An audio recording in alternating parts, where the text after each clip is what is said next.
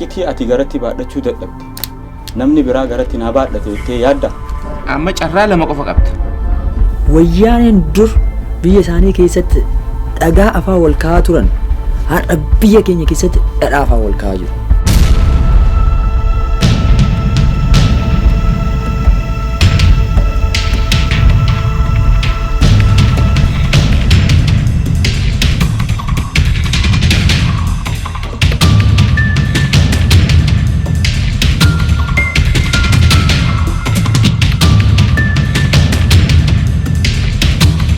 Sila mana aarur mana aanutti goraniishu.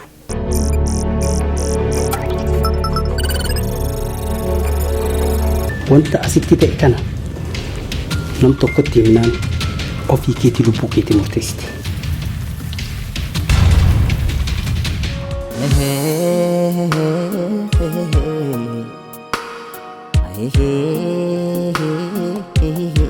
Nama santa waa kamii beekta? Akka tasaa sirkatti qabame taanaan akka hajii adamsaa iddoo alalchii liqimsi. Maal barbaade?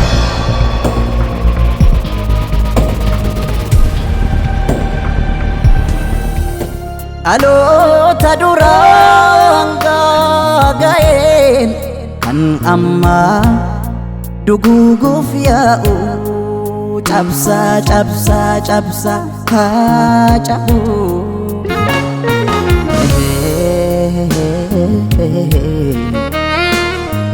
Hey,